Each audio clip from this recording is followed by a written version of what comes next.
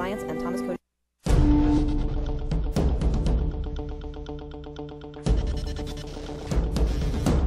Welcome back, everyone. 14 after the hour. Time for us to go behind the headlines. And today I got a link to an article in Washington Monthly by Mark A.R. Kleiman, or as I like to call him, M.A.R.K. Mark.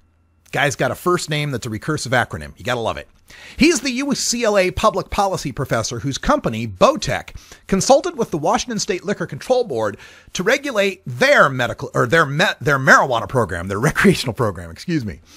His recommendations resulted in far too few growers supplying far too few stores, leading to $35 a gram prices that pressured the state legislature to go after the plethora of unregulated medical marijuana dispensaries where marijuana costs $10 a gram. In comparison to Colorado, it would be fair to say Washington's legalization is not the better of the two plans. In his article, Mark weighs in on legalization in my state of Oregon through Measure 91. He writes, quote, Measure 91 does not reflect a sophisticated understanding of the problems of illicit markets or a nuanced view about substance use disorder. Focusing on the goal of eradicating the illicit cannabis market in Oregon, it doesn't pay enough attention to the risk that Oregon might become a source of illicit supply to neighboring states. Focusing exclusively on preventing use by minors, it neglects the risk of increasing dependency among adults. End quote. Once again, Mark begins with the same failed presumption that poisons every prohibitionist take on legalizing marijuana. That somehow more people smoking pot would be disastrous for them and society in general. Now, there's a thing in economics called the Pareto principle, and it tells us that 80% of consumption is driven by 20% of consumers. Mark and his ideological ilk like Kevin Sabet love to drive this point home. You know, that the liquor industry would collapse if the top 20% of drinkers would drink responsibly. That big alcohol must market to addicts and create more of them. And indeed, I saw a recent Washington Post chart showing that the top decile of drinkers consume some 70 plus drinks a week. Wow! And yet, Mark doesn't call for alcohol prohibition or some punitive taxation to rise the price of beer to some ridiculous, $50 a six-pack level or something. I digress. I have yet to hear from these prohibitionists what disaster befalls society from the top 20% of weed smokers. Now, we know what those 70 plus drinks a week people are doing to society.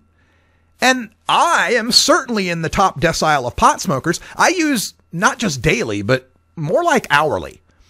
And yet I run a business, I have many friends, and I don't seem to be harming anyone that I can determine.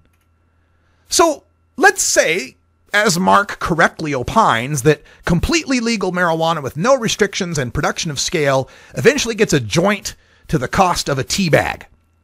That means I will be using as much marijuana as I currently do. Trust me, I can't really use very much more and still be able to type. And yes, some people who are using a little marijuana occasionally may end up using more marijuana more often. And maybe some of them get dependent on it and it adversely affects their lives. But much of what's considered dependence these days is when some outside entity, a school, an employer, a family, law enforcement, demands that the marijuana user stop using marijuana. And the marijuana user doesn't want to. Now, maybe it's justifiable. Maybe their grades are slipping, they're doing shoddy work, they're ignoring their responsibilities, they're committing crimes, whatever. But most of the time it's not. The Dean's List student, the employee of the month, and the behaving teen or adult are just as pressured to stop. Is that really dependence? Or is that just strong-willed refusal to surrender bodily sovereignty? A few of the things that Mark thinks ought to be done here with marijuana is he says that it'll be so cheap that lower prices won't change the behavior of adult casual users, but lower prices would matter a lot to frequent users, and most of all to frequent underage users, simply because what they spend on pot represents a significant element in their personal budgets. At current prices, the cost of a heavy cannabis habit can exceed $5,000 a year. Okay, and he also has this part where he says, saying that we'll keep it away from minors doesn't pass the giggle test because everyone knows how a minor can get alcohol from an older friend or from the hobo out front of the liquor store.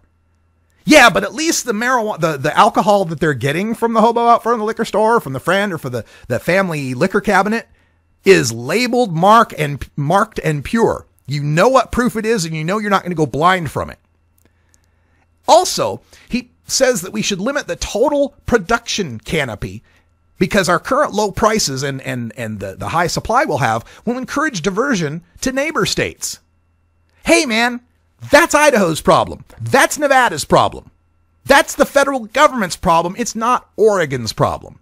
And furthermore, limiting the total production canopy is exactly what you did in Washington state that has now threatened the medical marijuana industry there and kept prices so high that the black market is thriving.